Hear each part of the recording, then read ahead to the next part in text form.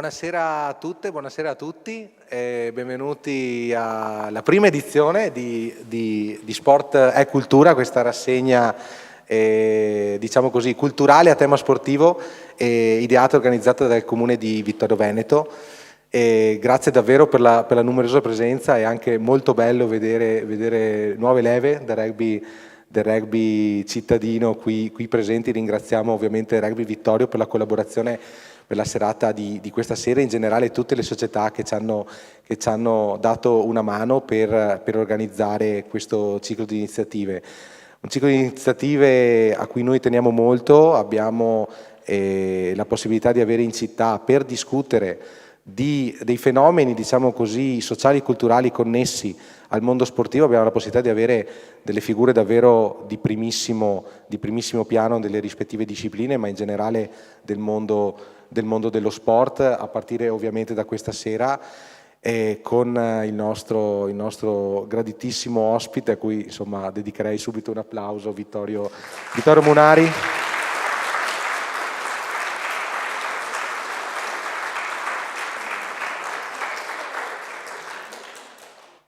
Dico solo davvero in maniera concisa due parole sul programma delle prossime serate. Noi sappiamo che giovedì alle 20:30 in questa sala avremo Sergio Tauciar, che è un famoso giornalista specializzato in particolare nella pallacanestro, che ci parlerà del tema la pallacanestro ai tempi degli highlights, e quindi già si entra, diciamo così, nella dimensione mediatica dello sport.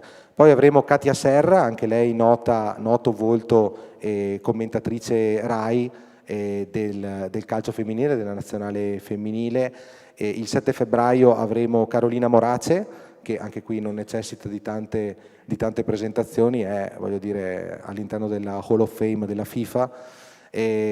Avremo poi una serata con Francesco Fraccaro il 13 febbraio che diciamo così è molto caldeggiata la presenza per gli addetti ai lavori, per chi si occupa di sport anche a livello dilettantistico, in termini di organizzazione, in termini di legami con la realtà economica e sociale dei territori. Il 20 febbraio abbiamo niente di meno che una campionessa olimpica in carica, Mara Navarria, spadista, campionessa a Parigi contro la Francia in finale dell'oro olimpico a Parigi appunto 24, e premiata all'interno dei Gazzetta Award come membro della squadra dell'anno. E il 27 febbraio chiudiamo con un evento dedicato al rugby e basket integrato, e più in generale al mondo del rugby e dello sport integrato ed inclusivo, anche qui con la presenza di relatori importanti dei rispettivi settori. Ed inoltre all'interno del calendario abbiamo anche l'8 febbraio al Teatro Comunale da Ponte Maglia Gialla, a cura del Centro Teatrale da Ponte, dedicato evidentemente a Ottavio Bottecchia, che 100 anni fa completava la sua doppietta al Tour. Quindi un ciclo davvero ricco, davvero importante, ma ripeto, è un momento secondo noi come amministrazione di riflessione e di dibattito sui temi dello sport. E stasera appunto si parlerà in particolare del concetto di squadra, quindi molto dedicato anche a chi lo sport lo vive, lo pratica in prima battuta. E si parla di rugby questa sera. Io darei la parola per un saluto a una Springbok nata in Sudafrica, la sindaca Mirella Balliana.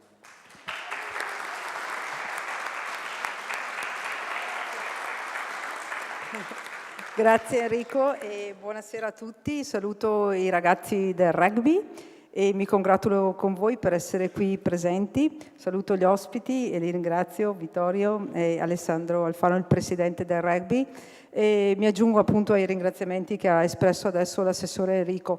Permettetemi anche di ringraziare, oltre ai nostri uffici, insomma, per il lavoro che hanno svolto.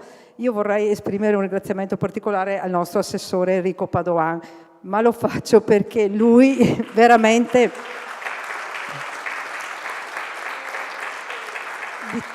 diciamo che quando ho chiesto a Enrico di diventare assessore alla cultura sapevo benissimo la sua predisposizione, la sua passione per lo sport, inteso sport come cultura, E quando parliamo di sport con Enrico parliamo a 360 gradi e veramente penso che, come dice appunto il titolo di questa rassegna, Sport è cultura, siamo fortemente convinti di questo.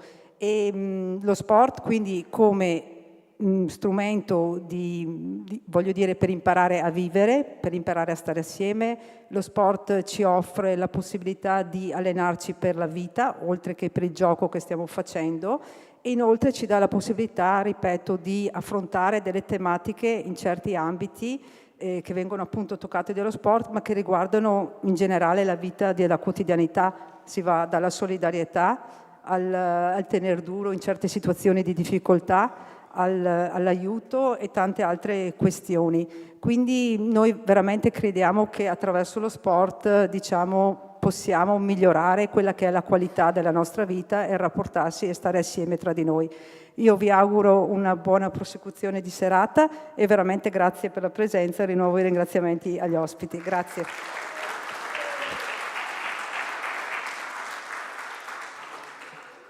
Grazie alla sindaca, che è anche professoressa di educazione fisica, insomma, quindi insomma, ha una certa predisposizione. Io darei la parola per un saluto, ringraziando della presenza ad Alessandro Alfano, presidente del Rugby Vittorio Veneto. Buonasera a tutti. Anch'io anzitutto ringrazio l'amministrazione dell'invito e soprattutto perché siamo i primi, come dire, di questi eventi che ci ha descritto adesso l'assessore. Porto appunto i saluti e i ringraziamenti di tutta l'associazione che ho l'onore di rappresentare. Devo dire la verità, mi collego anch'io a quello che ci ha detto poco fa la sindaca, che quando ci siamo sentiti inizialmente con l'assessore Enrico Padoan, che mi ha rappresentato questa bellissima iniziativa, mi sono anche chiesto, non avevo ben inteso, nel senso che so qual è la sua funzione, e quando ci ha mandato il volantino avevo letto anche frettolosamente sport e cultura, e in realtà ha una attenta lettura che poi è credo quello che emergerà nella serie di questi incontri, che ci ha anticipato poco fa il sindaco, è proprio lo sport come strumento culturale, strumento di aggregazione. Quello che noi come rugby, e credo poi anche le altre associazioni sportive che verranno nel corso di questi incontri, cercano di, giorno dopo giorno, di rappresentare e far vivere ai propri atleti. Quindi lo sport come strumento culturale, come strumento di unione e di aggregazione. Grazie ancora all'amministrazione e anch'io ringrazio personalmente a nome di tutta la Vittorio Veneto Rugby e l'assessore per l'impegno e per questo bellissimo invito.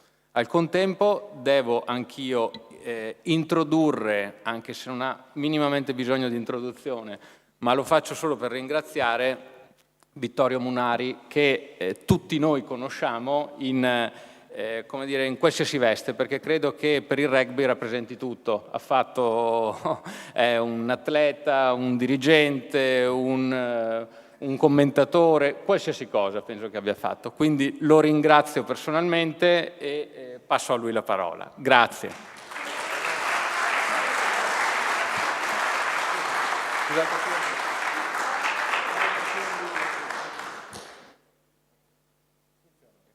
Facciamo partire ora una breve sigla, diciamo così, della serata e poi partirà l'ospite.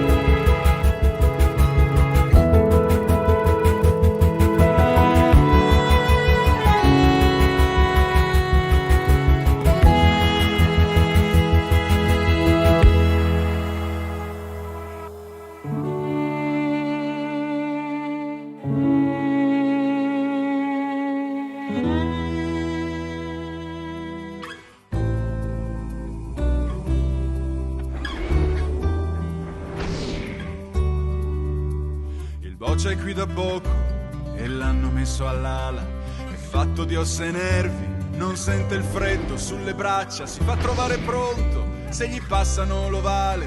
Non sa andare in sostegno, però corre, è lì.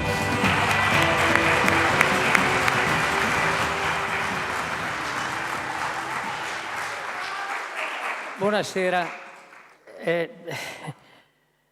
Io non mi riguardo più perché intanto penso di avere una voce sgraziata, però un po' mi vergogno, sinceramente. Però insomma ormai le dico, poi non mi ascolto più, quindi vado avanti.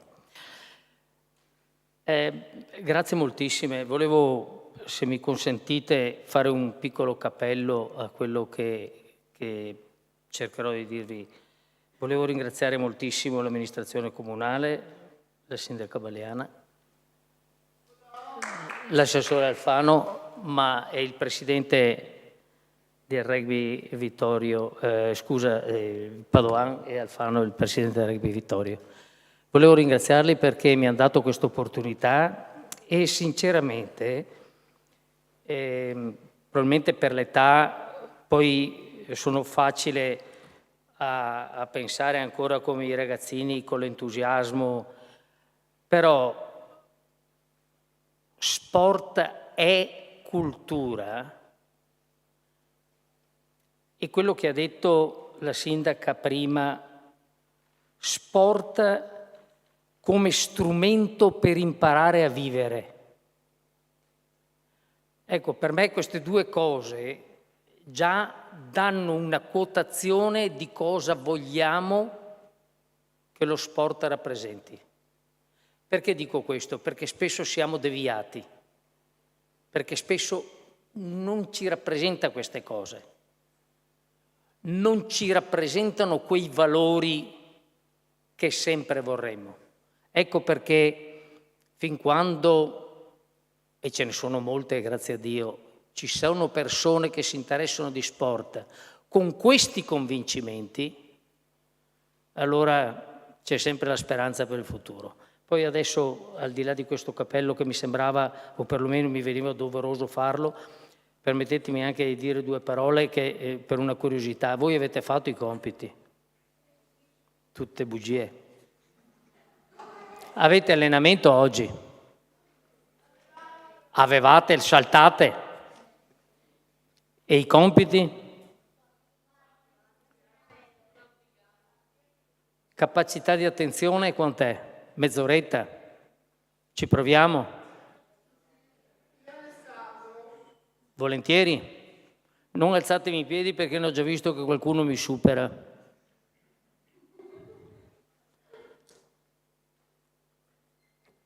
Io cerco di parlarvi di alcune cose sulla formazione di una squadra, però permettetemi, quando io parlo, è chiaro che io penso a una squadra di rugby, però le squadre si fanno dappertutto. Si fanno nelle aziende, nello sport ovviamente, anche negli sport individuali, si fanno nella politica, si fanno in tutti gli aspetti della vita umana. E la spiegazione più semplice che possiamo dire è: squadra è l'unione delle forze per raggiungere un risultato.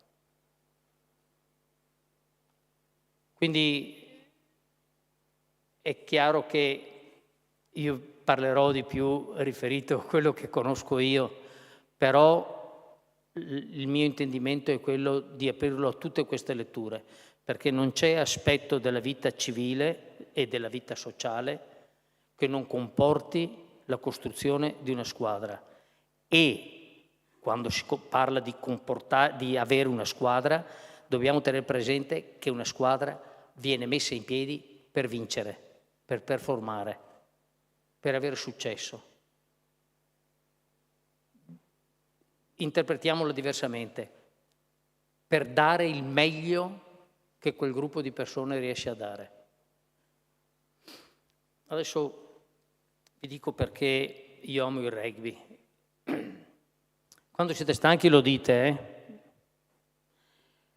Io amo il rugby per 2 motivi in particolare. Uno, perché esclude gli alibi. Nel rugby vince sempre il più forte. L'altro motivo è perché, credo anche le persone che magari non seguono questo sport sanno che il pallone va passato indietro.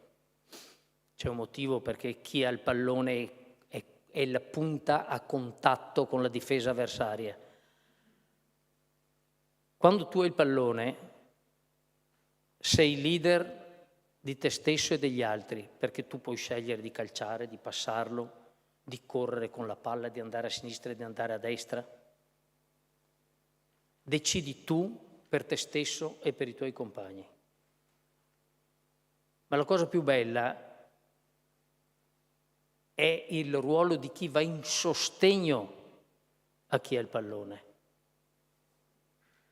Perché andare in sostegno al compagno di squadra che ha fatto la scelta migliore, grosso modo siamo capaci tutti.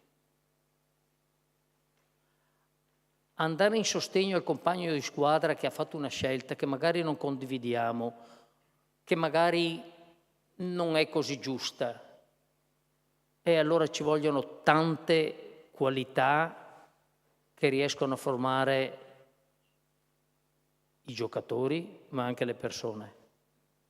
Perché bisogna avere interpretazione, determinazione, voglia di non darsi mai per vinti. E perché si fanno tutte queste cose? Senso del sacrificio. E perché si fanno tutte queste cose di andare in sostegno al portatore di palla? Perché a turno tutti noi avremo il pallone in mano, in una squadra da rugby, in qualsiasi altra squadra, come nella vita sociale. Tutti noi avremo il pallone in mano e vorremmo ricevere lo stesso sostegno indipendentemente dalla bontà della scelta che facciamo. Ecco perché amo il rugby. C'è un portatore di palla che è leader di se stesso e degli altri e ci sono dei giocatori che vanno in sostegno perché è ciclico, perché è il modo di vivere in comune. Io non vedo altri modi, ritornando alla riduzione della squadra di rugby, io non vedo altri modi perché una squadra di rugby possa vincere se non quella della totale dedizione al sostegno di ogni singolo nostro giocatore. C'è un però, e ci arrivo.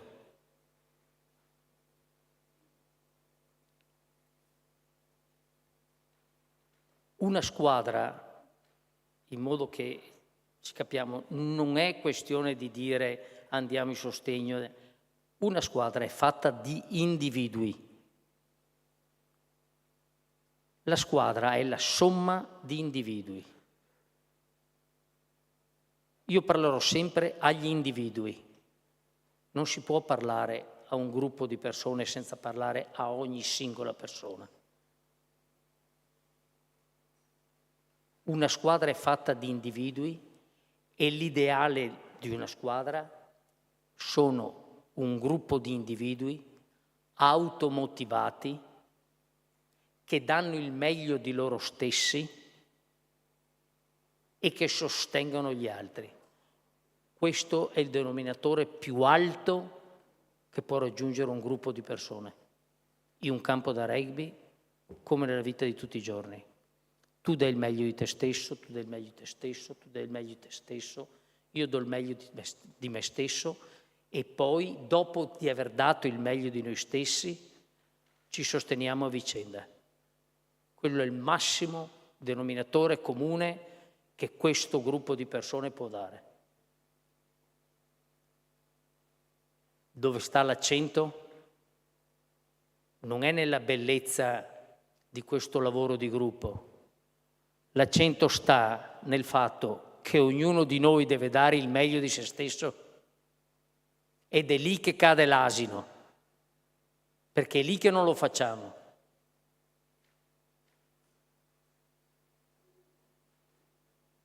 Noi dobbiamo cercare di dare il meglio di noi stessi. Quando abbiamo dato il meglio di noi stessi, sosteniamo un altro. Se l'altro fa la stessa cosa, noi due più di quello non possiamo fare.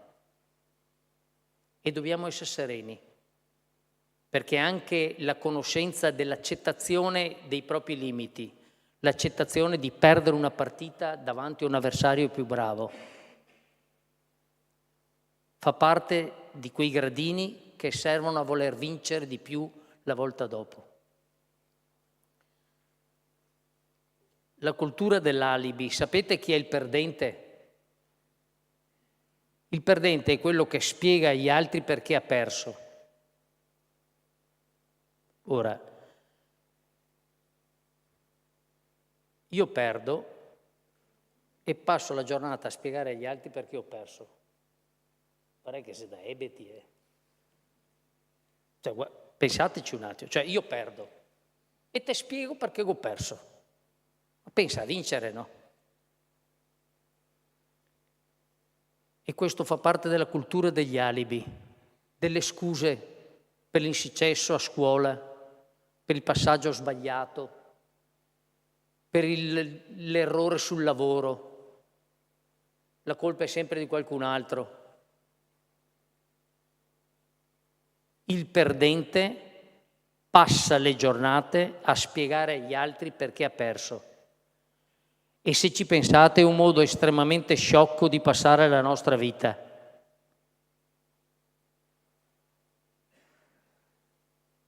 L'alibi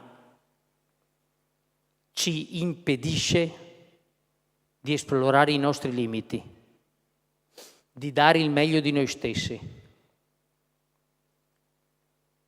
Tutte le giustificazioni per i nostri errori che diamo a noi stessi e eventualmente agli altri che poi ci commiserano, tutto questo serve solo a farci vivere sottodimensionati perché non abbiamo il coraggio di esplorare i nostri limiti. Che significa accettare quando un avversario è più forte di noi, ma deve essere più forte di noi quando mi ha battuto che io ho dato il meglio di me e ho esplorato i miei limiti, e se lo fa anche il mio compagno di fianco e se lo fai anche tu e siamo nella stessa squadra, insomma bisogna vedere quanto calme batte. Però quello è il massimo livello e non bisogna aver paura di raggiungerlo, perché se io ho dato il meglio di me stesso, accetterò sempre di buon grado anche la sconfitta da parte di uno migliore. Non l'accetterai mai quando vivi sottodimensionato con le giustificazioni. Questo vale a scuola come nel mondo del lavoro, come in tanti sport. Se sentite certe interviste di giocatori potete benissimo trarre le conclusioni e vedete subito chi è di un determinato tipo e chi invece ancora questa cosa non ce l'ha. Parliamo di un'altra cosa che è il talento. Adesso faccio un salto, questa è una cosa che metto in mezzo, ma è perché va legato. Si guarda uno che gioca bene. Il talento è una cosa di cui noi dobbiamo ringraziare la madre natura che ce l'ha dato. Il talento non vale di per sé in quanto io ce l'ho. Il talento ha valore per l'uso che ne faccio.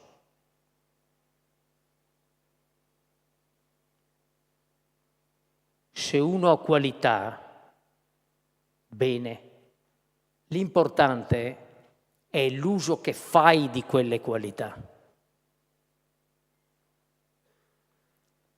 Bene. Adesso c'è un'altra cosa che vi volevo parlare che esula magari un po' dalla composizione della squadra, ma che forse nella vita sociale potrebbe essere, e collegandomi a quello, permetto ancora di citare la sindaca, quello che ha detto prima, che è il modo per imparare a vivere. Gli anglosassoni, si impara da tutti, si impara anche dagli anglosassoni, cioè, no tutto, però si impara anche da loro. Loro hanno fatto la rivoluzione industriale prima di noi, la rivoluzione industriale che aveva il sabato e domenica liberi e i marì scampava fuori, che ha inventato tutti i giochi del mondo, il rugby, il calcio, tutti i giochi li hanno inventati loro, anche il croquet. Sa qualcuno cos'è il croquet?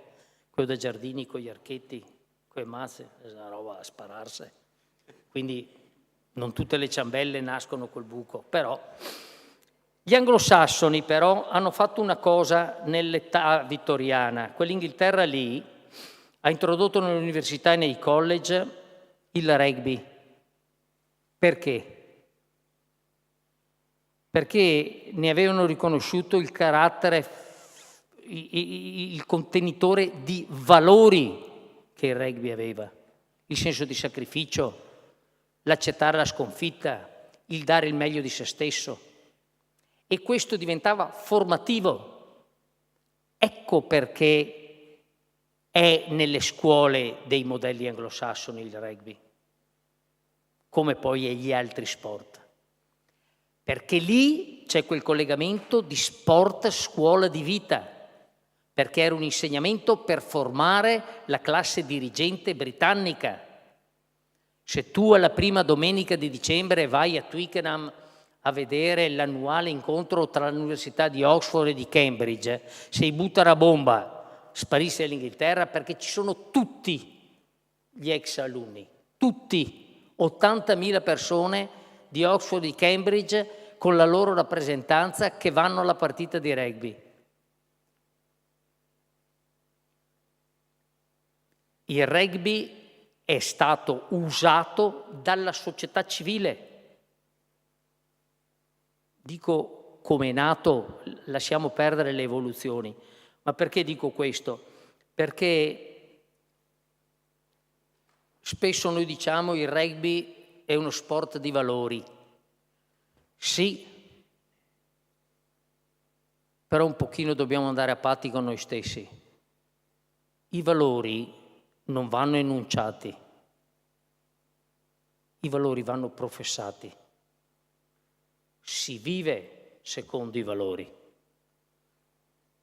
Se io credo nella bontà di un convincimento, lo devo professare, non enunciarlo. Perché se buoni tutti a parole, io me la cavo benissimo. Ecco i fatti che, insomma, qualcosa mi viene un po' più difficile.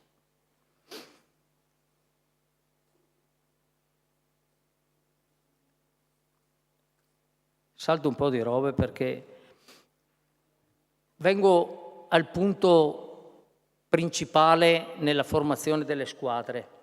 La motivazione è quella che l'allenatore dai, dici qualcosa, oppure mi chiedono nelle aziende c'è qualcosa per motivare, la forza vendita. Le motivazioni vengono dall'esterno, sono importanti, soprattutto se fatte da persone che sanno toccare i tasti giusti per arrivare al cuore delle persone a cui parlano e che cercano di convincere.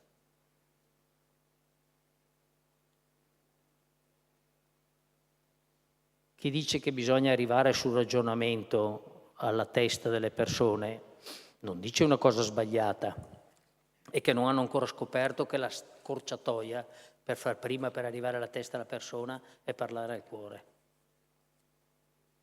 E questa è un'altra cosa meravigliosa dello sport e dell'essere umano, che noi dobbiamo sempre avere due cose, la testa e il cuore.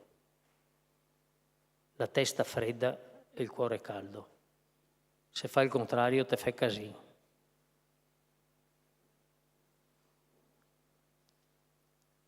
La motivazione viene dall'esterno. Vi leggo velocemente: individuare la via per il traguardo, condividerla con il gruppo, monitorare la condivisione da parte del gruppo e plasmare un'aggregazione performante. Bene, questo ci riguarda marginalmente, perché se è vero che dobbiamo costruire una squadra, io prima devo convincere noi a partecipare a quella squadra, a metterci tutti la stessa maglietta.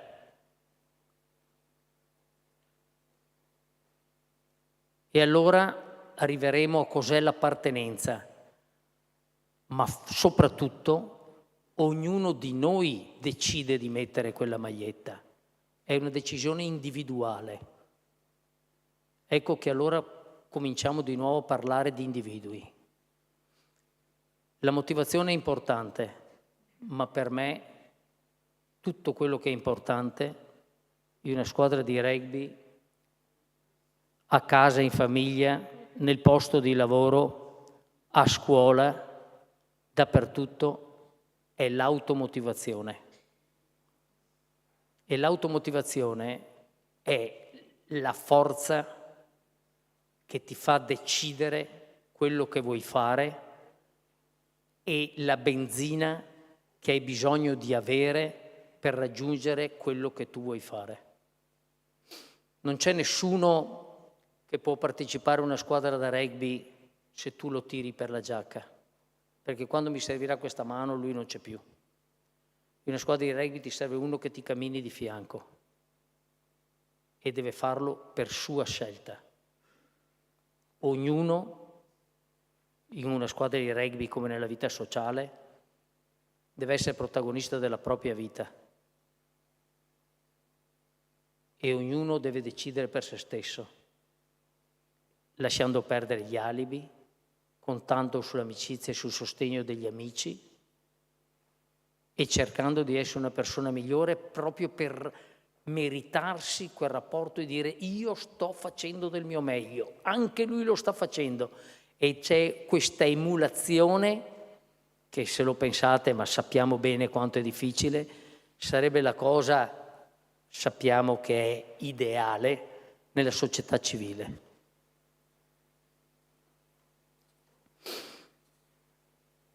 Leadership. Adesso tutti parlano del leader. A volte il leader, anche il pifferaio era un leader. Piffero e tutti i topolini dietro, cioè va bene tutto, ma i leader sono di due tipi. C'è la leadership imposta e quella carismatica.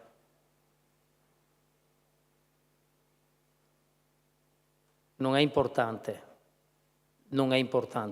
quale leader sia. Il leader ha un solo dovere, uno solo: dare l'esempio.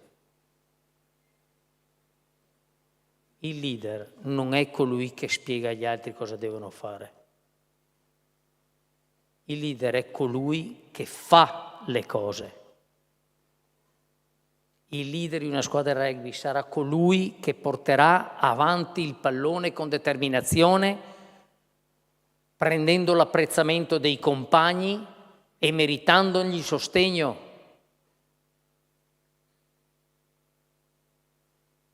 Il leader ha un solo dovere: dare l'esempio. Adesso brevemente, e poi lascio perché qua ho tutte slide, ma ci sono anche delle ricette di cucina in mezzo. Ho messo delle cose un po'. Vi leggo velocemente dell'automotivazione, perché questo è il messaggio che vorrei darvi.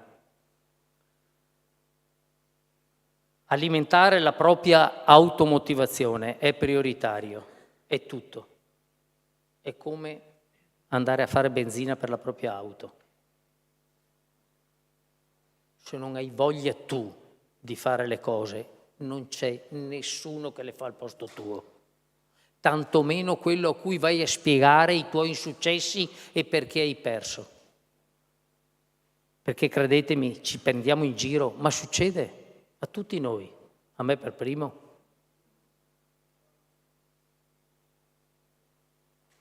Alimentare la propria automotivazione State attenti ragazzi, perché dopo vi interrogo. Evitando di mentire a se stessi, con la ricerca dei propri equilibri, con l'imparare ad accettarsi. Dopo di questa vi racconto una cosa, tanto. Con lo star bene con noi stessi, con la nostra attitudine e determinazione, con il nostro senso etico, col desiderio di essere ogni giorno migliori, col senso di appartenenza. Poi parliamo dell'appartenenza e finisco. Vi raccontavo questo qui dell'imparare ad accettarsi. Allora, quando ho giocato a Padova, non mi volevo perché non ero proprio bravissimo. Mi hanno mandato a Casale sul Sile in cambio di un giocatore più forte che è andato a pedale. Insomma, giochiamo a Casale sul Sile al Flaminio di Roma. Noi dovevamo salvarci per rimanere in Serie A. Flaminio di Roma, primavera romana, 30.000 posti di cemento, 300 persone, che mangiava fave, non particolarmente presi dalla partita.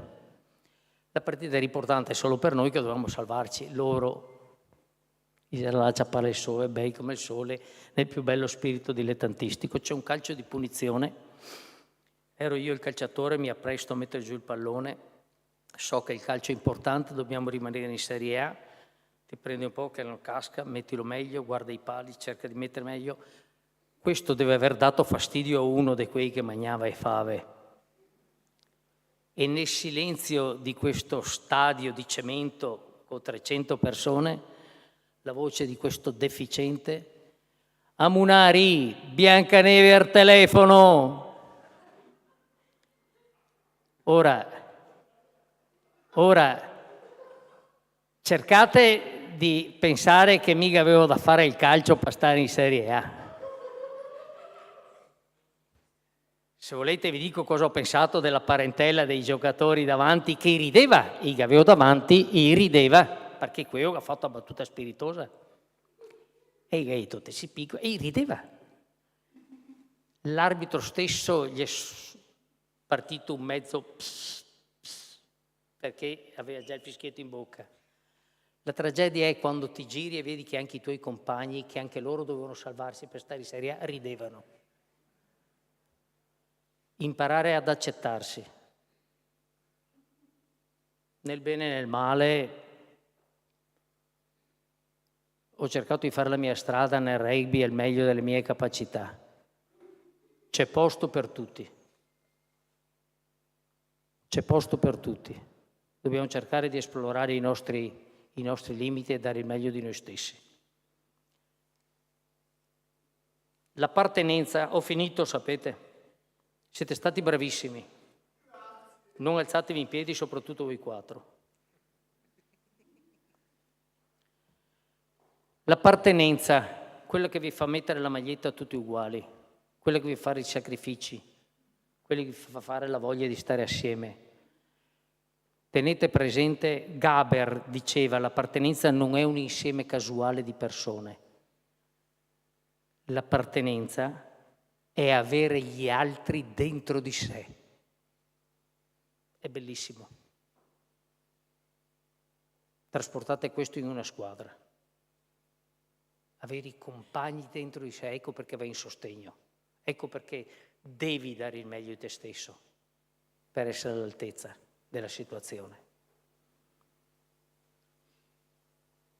L'appartenenza, voi avete tutti questa stessa maglia, è una decisione individuale di ognuno di voi che voi avete motivato a voi stessi.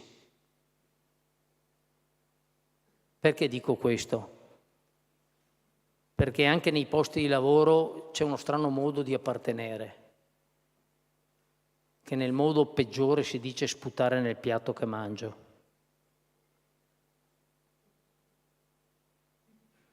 L'appartenenza è una cosa importante perché nessuno di noi in questa stanza è stato obbligato a fare quello che fa. Ed è inutile dire io sono obbligato perché non trovo, perché dico, sì, è tutto vero, tutto giusti, sono tutti quegli ostacoli che ognuno di noi ha. Gli ostacoli ci sono per tutti. ma non possono essere una giustificazione. Non c'è nessuno che non ha ostacoli. L'appartenenza è una decisione individuale motivata, che ognuno di noi motiva a se stesso. Ho finito, vi dico cos'è la vittoria. La vittoria è la conseguenza, ancorché fortunata, del buon lavoro quotidiano. Se tu ti impegni ogni giorno e dai il meglio di te ogni giorno, se sarai fortunato, avrai successo. Non ci sono altre storie. È quello che una volta si diceva: aiutati che Dio ti aiuta. Prima dobbiamo pensare a dare il meglio di noi stessi e poi dobbiamo pensare alle giustificazioni e agli ostacoli che la vita ci propone. Vi lascio perché chi di voi copia a scuola? Nessuno, vero? Nessuno? Bene, là. Bene, voi tutti a confessarvi. Io ho sempre copiato a scuola. Sempre copiato. Anche tu hai copiato. Bravo. Attenzione. Io ho copiato, ma dal migliore della classe? No, dal peggiore. Copiare bisogna essere intelligenti. Non c'è nulla di male che io copi da qualcuno che ha avuto un'idea buona. Cosa c'è di male? È copiare dal peggiore della classe che sei un fiatin da ebeti. Vi lascio, appunto perché anch'io copio, con quello che ha detto delle persone. Nelson Mandela, ho avuto la fortuna, parlavamo prima con la sindaca del Sudafrica, ho avuto nel 92 la fortuna brevemente di incontrarlo, perché Nelson Mandela ha detto: è quello che facciamo di ciò che abbiamo e non ciò che ci viene dato che distingue un uomo da un altro. È quello che io faccio di quello che io sono, non quello che ricevo da qualcun altro che fa la differenza per me. E un grande allenatore di basket, lo sport non è dei miei preferiti per motivi facilmente immaginabili, però John Wooden è stato un grandissimo allenatore di basket negli anni 70 del secolo scorso. E ha avuto modo di dire, e state attenti bene ragazzi, questo dovete cercare di ricordarvelo, l'unica persona che sa se hai vinto o perso sei tu sotto la doccia. Se hai dato il meglio di te stesso, hai vinto. Se non hai dato il meglio di te stesso, hai perso. Quello che c'è sul tabellone è tutta un'altra cosa. E vi lascio con questo, ma ricordatevelo, bisogna cercare in mezzo a tutte le difficoltà che ognuno di noi dia il meglio di se stesso prima di pensare a dare giudizi sugli altri o sui compagni di squadra. Grazie per l'attenzione e grazie ancora per avermi portato qui.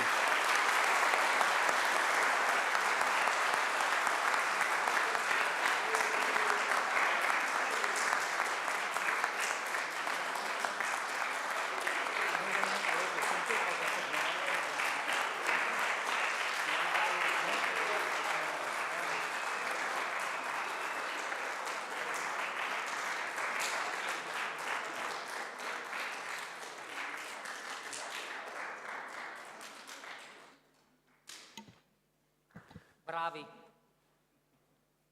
bravissimi. Beh, bravissimi sicuramente, grazie mille a Vittorio Munari, penso 35 minuti silenzio glaciale, però credo insomma che fosse un silenzio di attenzione, ecco, insomma, un po' anche di rapimento. Se siamo d'accordo, io aprirei a domande da parte del pubblico, ovviamente invitando in primis i ragazzi, se hanno qualcosa da chiedere, da perlustrare, insomma, da approfondire. Quindi se vi sono delle domande vi prego di farvi avanti, credo meriti, insomma, il momento. Tu hai una domanda o devi passare il microfono? Come ti chiami? Abbiamo Francesco che si offre per raccogliere le domande dal pubblico e portare il microfono.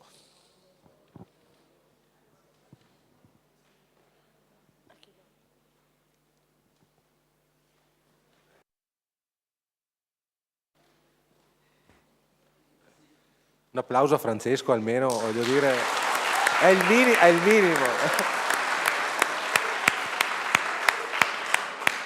Buonasera, a me è rimasta la curiosità di sapere se è riuscito a tirare a Roma, se è riuscito a far vincere la squadra. Se è riuscito a tirare. Me l'hanno, ogni volta che racconto questa roba me lo chiedono tutti.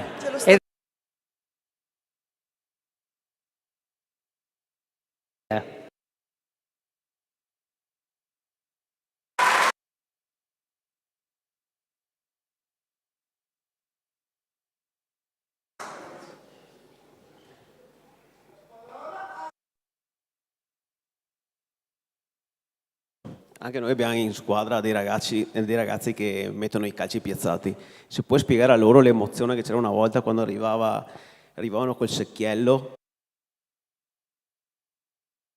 Facile, perché mettono la piazzola, quella di plastica, e calciano direttamente tra i pali. Però per voi penso fosse un'emozione ancora più grande quando arrivava la sabbia, dovevate farvi la piazzola, mettere il pallone. Credo che i 60 secondi di adesso non bastassero più, insomma.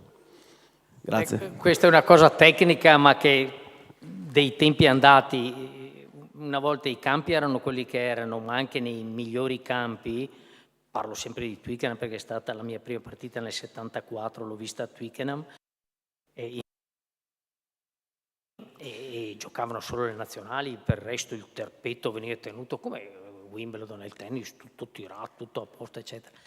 Allora, all'inizio non portavano neanche la sabbia. Quella l'hanno cominciata a fare i sudafricani, perché avevano i terreni duri, quella di portare il mucchietto di sabbia. In Inghilterra, in Galles, in Irlanda e via dicendo, il calciatore, che allora aveva le scarpe con modello tipo pedule come noi e calciavano di punta, con la punta quadra, prendeva nel punto per terra e col tallone sbatteva per terra, girandosi da tutte le parti, per rompere il terreno e per fare il mucchietto col terreno rotto. Poi calciava, metteva il pallone, faceva, lo formava, metteva il pallone sopra, calciava e poi rimetteva a posto e continuava a giocare tempi un po' lunghi.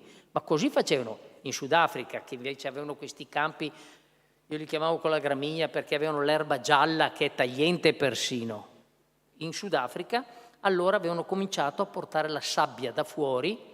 Allora arrivava col secchiello la sabbia e si faceva il muccetto come che te giocavi a poenta in sabbia e in spiaggia, no? Vedete che abbiamo giocato tutti, no?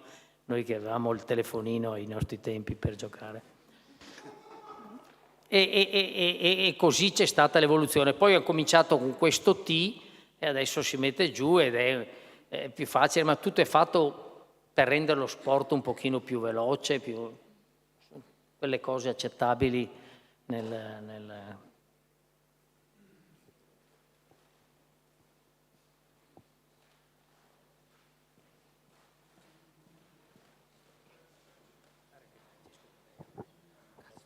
Una domanda, che ruolo giocavi?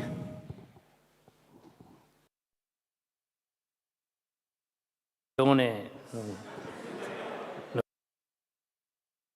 Giocavo mediano di mischia, però adesso mentre dicevi mi è venuto in mente una delle tante stupidaggini che ho fatto. Quando ero ragazzo, nel 77, io organizzavo vacanze studio in Inghilterra e allora già che ero lì, giocavo allora nel Petrarca a Casale, d'estate andavo a fare la preparazione con gli Harlequins allo Stoop Memorial, perché lo Stoop Memorial, il campo degli Harlequins, è di fronte a Twickenham.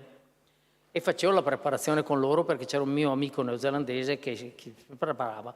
Allora là per entrare nei club è una storia mica come da noi, allora ti dà subito un modulo, e ora te da scrivere e vuoi sapere tutto il nome, cognome, dove che te abiti, e dopo ti chiedono position, che vuol dire ruolo, e ora mica ho scritto Scramalf, mediano di mischia, other position, altro ruolo, segnaine, che ho scritto, dove ho avuto che vaga, e che ho scritto touch judge, e che ho scritto, perché ero già un po' giocherellone io da ragazzino, capito? Ho saputo che fa, se mediano di mischia che altro posso fare, dove ho avuto che vaga, mediano di mischia ho fatto.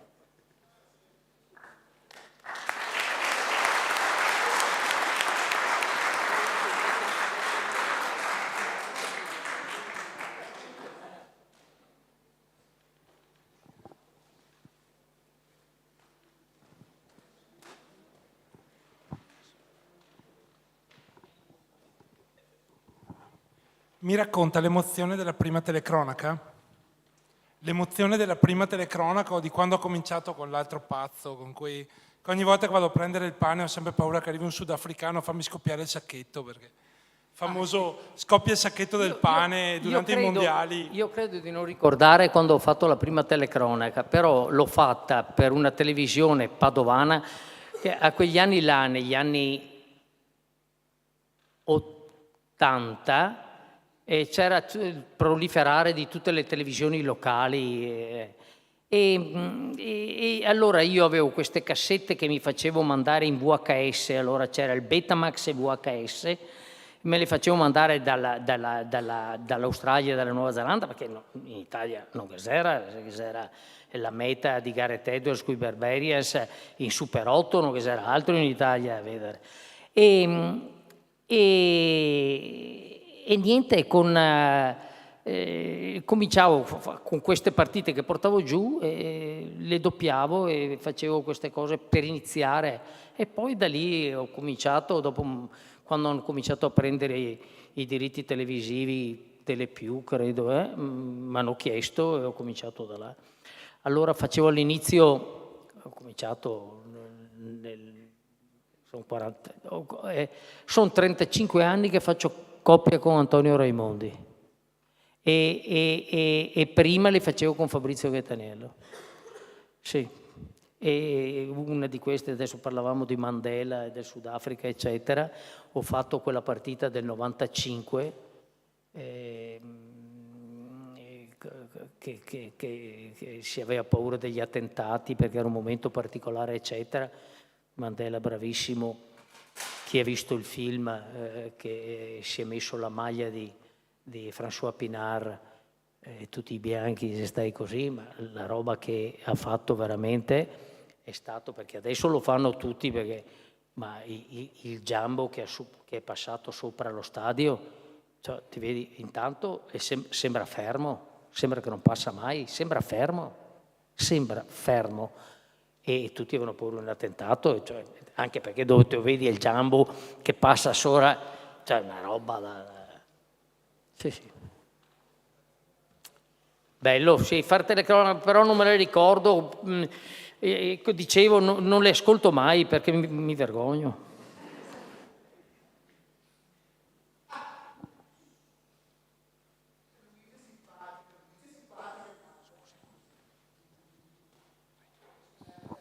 Buonasera, io ho una domanda. In carriera penso abbia allenato personaggi abbastanza importanti, lo sappiamo, insomma. Ma uno nello spogliatoio a certa gente cosa gli può dire? Cioè, va bene il leadership, va bene l'esempio, va bene, però quando uno si trova davanti dei mostri sacri e ce li ha nello spogliatoio, come li allena? Qual è il rapporto? Io prima, parlando di leadership, ho fatto un accenno veloce. Se avessi dovuto parlare una serata di leadership avrei detto anche altre cose. Adesso poi cerco di rispondere più in dettaglio, ma questa cosa è quella che taglia la testa al toro, che è quella che... Il leader è come il capobranco di un branco di lupi. Questo è un modo un po' strano di vedere la leadership. Il capobranco sa che il giovane maschio, quando diventa adulto, vuole prendere il suo posto. Però non sa né quando attaccherà né come. Il capobranco però una cosa la sa di sicuro, che nel momento in cui il giovane maschio lo attacca, lui ha solo una possibilità, quello di prenderlo e attaccarlo al muro. È una risposta convincente? E così si fa anche con quelli forti. Io ho avuto la fortuna di allenare Campese, sono suo testimone di nozze.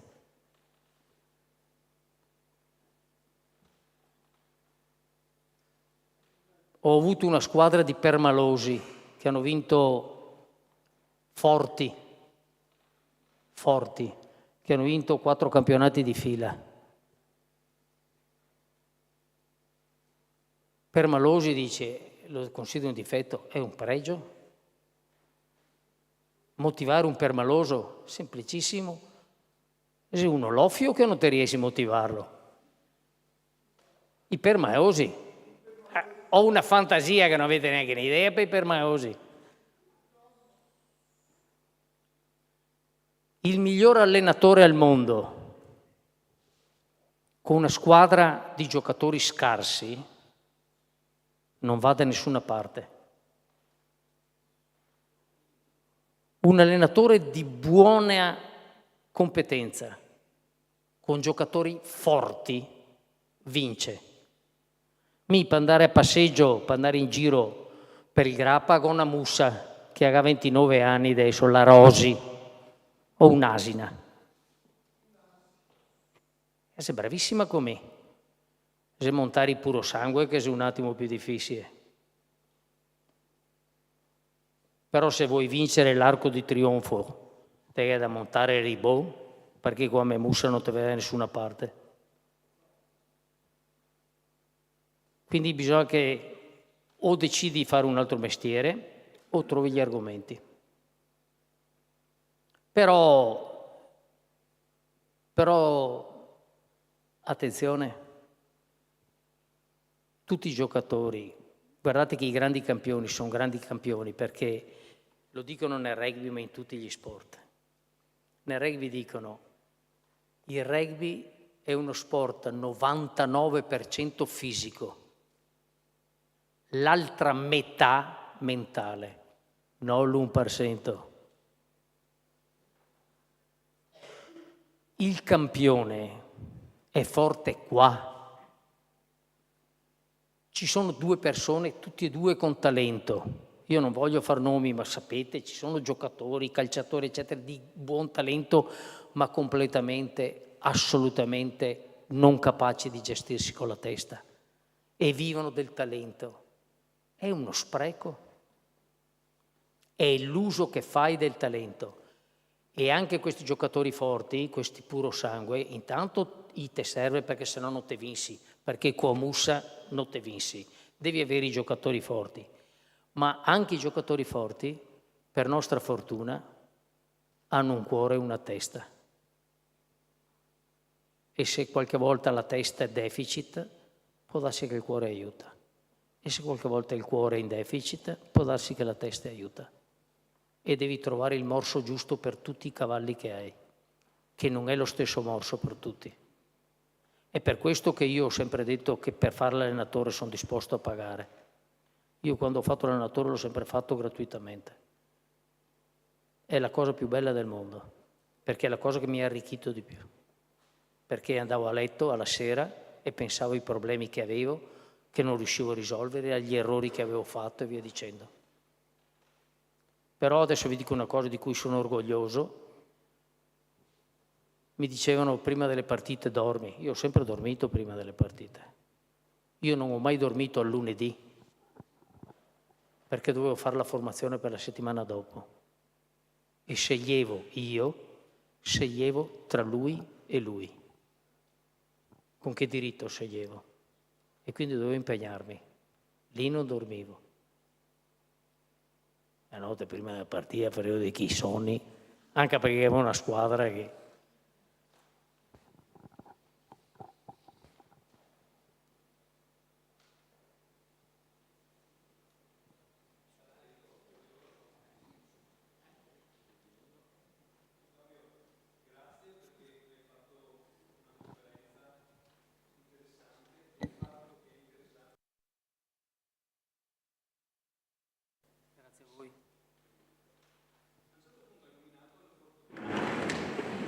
Ma la fortuna come la sfortuna non sono un alibi.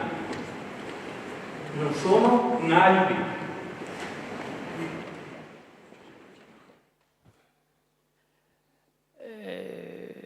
Se tu parli della sfortuna per giustificare un tuo successo, lo può sembrare un alibi, certo. Io quando perdo preferisco star zitto, per quello che mi piace vincere, perché parlo. Quando perdi, la cosa migliore è stare zitti, si mangia quella cosa amara che bisogna mangiare quando si perde e si cerca di capire perché hai perso e dove hai sbagliato.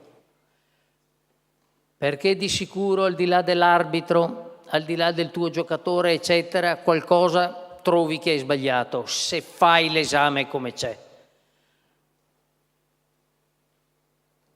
I grandi campioni ammettono di dire ho vinto, ma in quell'occasione sono stato anche fortunato. Ma la fortuna aiuta gli audaci, è un altro detto comunissimo. Aiutati che il ciel t'aiuta. La fortuna c'è dietro l'angolo, è chi pensa a giocarsi la fortuna, col gratta e vinci, faccio l'esempio stupido, ma pensare che la fortuna sia qualcosa che appartiene. La fortuna è il bonus che ti può arrivare e che ti può veramente far vincere una partita.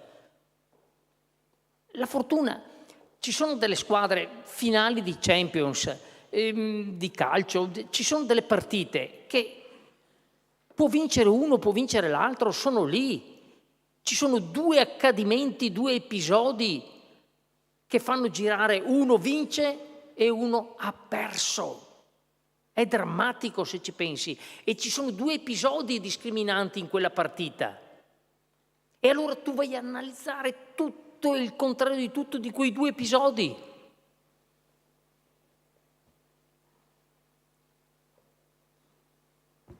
Se ho dato il meglio di me stesso, ho vinto. Se no ho perso. E il tableon alla fine, quando ho dato il meglio di me stesso, di più non posso fare. È lì che è difficile, dare il meglio di se stessi. Non che io ci riesca, lo dico perché l'ho studiato.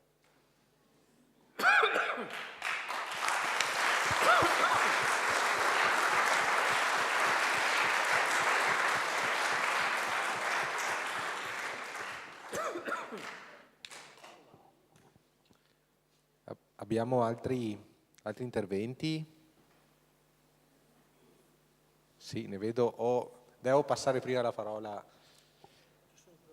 ai ragazzi e poi vado. come ti sentivi dopo una partita? Quando giocavo o quando allenavo? No, quando giocavi. Di solito bene perché non placcavo. E quindi io consideravo il placcare un gesto da maleducati. Ero un giocatore mediocre, ma nella mia mediocrità abbastanza intelligente. Guarda, sto scherzando. Io, finite le partite, mi sono sempre divertito tanto. Non sempre ho dato il meglio di me stesso. Anche come allenatore. Forse l'ho dato di più come allenatore che come giocatore. Però, credimi, quando riesci a dare il meglio di te stesso, è una grande soddisfazione, sai. E i tuoi genitori e i tuoi amici lo vedono, dall'atteggiamento che hai, perché diventi più solare, diventi più sereno, perché sei a posto con te stesso.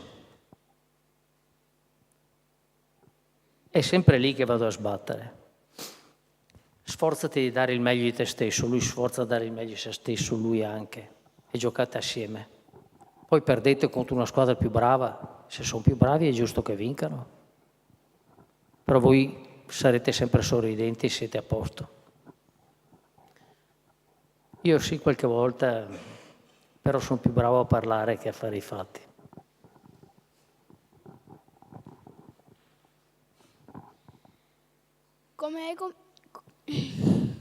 Come hai cominciato la tua carriera? Anche questa è una domanda che mi imbarazzano un poco, però come ho cominciato a giocare a rugby? Sì.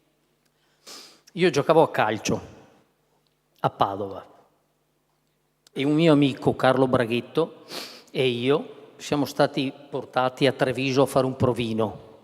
Lui lo presero anche, ha giocato per tantissimi anni in Serie C col calcio Treviso e me mi hanno scartato.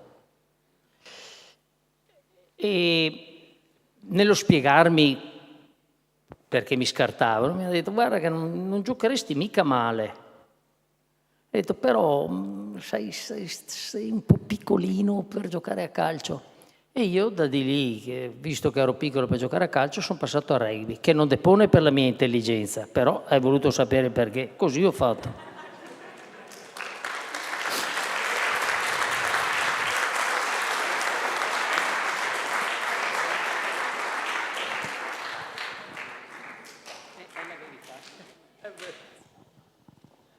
Buonasera e grazie di essere qua con noi. Grazie. Come probabilmente le hanno comunicato, sa che a Vittorio Veneto non c'è un impianto di rugby. Quindi, da motivatore quale lei è, provi a motivare perché una città come Vittorio Veneto deve assolutamente avere un impianto.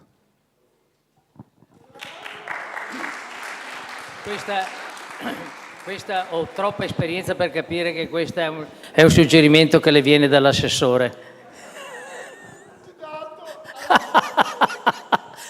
No, guardi, lei mi può credere, con l'assessore e col presidente ne parlavamo prima.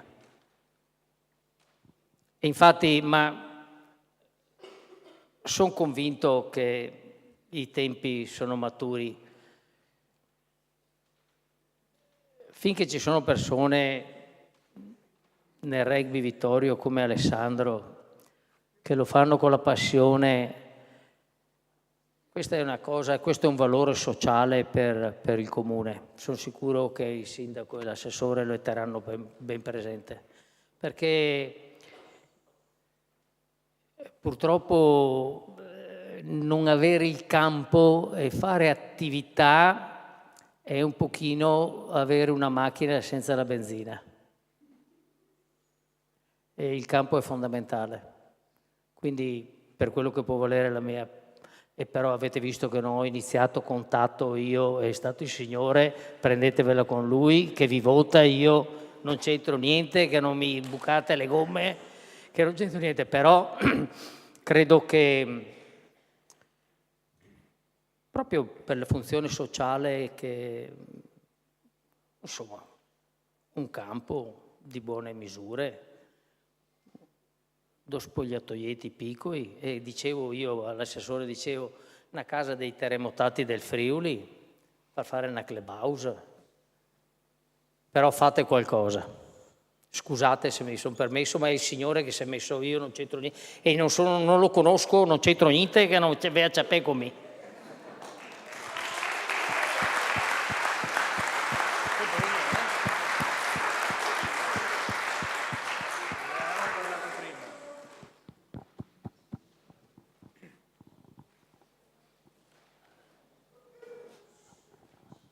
Quando ti sei appassionato al rugby?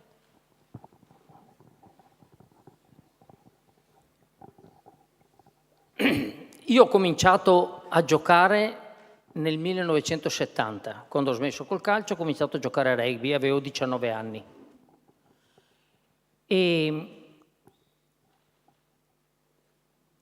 questo è interessante perché ho la fortuna di essere sempre molto curioso. A me piace conoscere, sono venuto qui, sono stato prima nel museo di là perché mi piace la storia della Prima Guerra Mondiale, eccetera. Sono curioso di tutti e se una cosa mi piace la voglio conoscere, quindi la studio. Ho sempre fatto così con tutte le cose che volevo conoscere. Infatti andavo malissimo in matematica, andavo malissimo, però mi piaceva la storia. Cioè sono caratteristiche. Mi sono innamorato del rugby e ho cominciato nel 70 e nel 74 io ero già a vedere una partita internazionale, non c'erano italiani che andavano in giro. Non c'erano andare a vedere partite. E ho cominciato ad andare in giro, conoscere persone e sai, dai migliori impari, sempre perché copio, dei migliori però. E così, e poi ti appassioni perché le cose, tutte le cose di questo, tutti gli aspetti di questo mondo, tutti, il costruire strumenti musicali, tutti sono delle cose meravigliose. Se senti una persona che fa il liutaio, che fa gli strumenti musicali e senti parlare del suo lavoro, è meraviglioso, lo ama. Tutte le nostre espressioni umane sono bellissime. Se sei curioso, se ti piace una cosa, approfondiscila perché se ti piace la vuoi conoscere, la vuoi tua. E se ci pensi bene è nello stesso modo in cui ti sei appassionato tu. Quindi più si pratica, più ci si appassiona, come tutte le cose. Certo.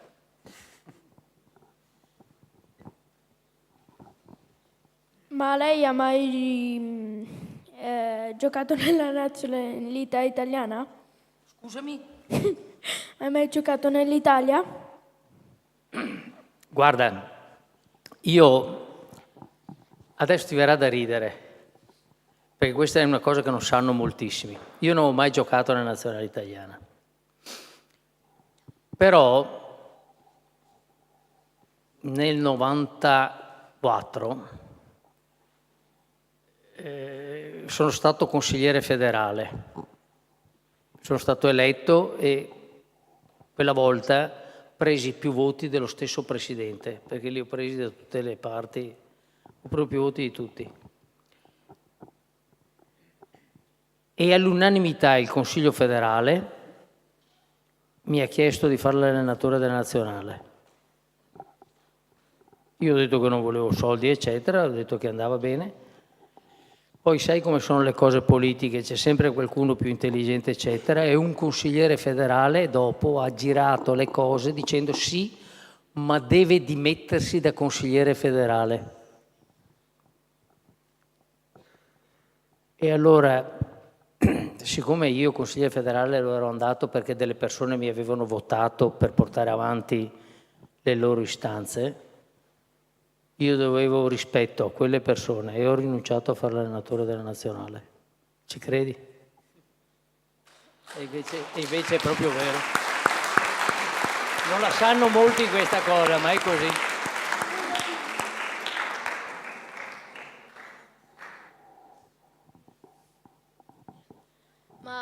parte il rugby, qual è stata la tua passione? Fino a... Non si può dire.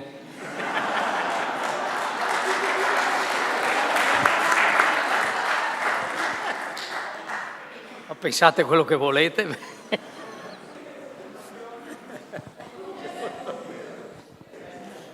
È nelle orecchie di chi ascolta la malizia.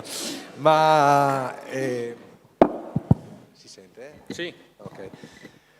Io direi di portare alla conclusione, anche perché davvero abbiamo già rubato tanto tempo, abbiamo anche i compiti per casa come amministrazione, insomma il Rugby Vittorio è un portavoce di primo piano, insomma, per questa istanza. E nulla, in generale credo insomma sia giunto il momento appunto dei ringraziamenti. Ringraziamo ancora il Rugby Vittorio. Grazie a voi.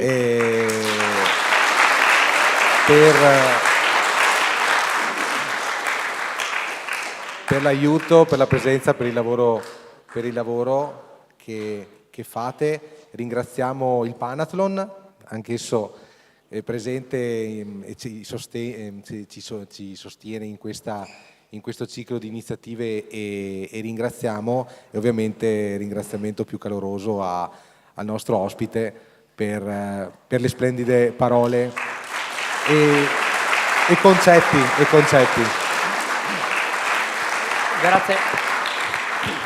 Grazie a voi, grazie moltissime.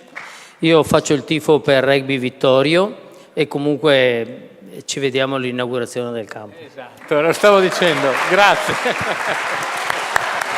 Lo stavo dicendo.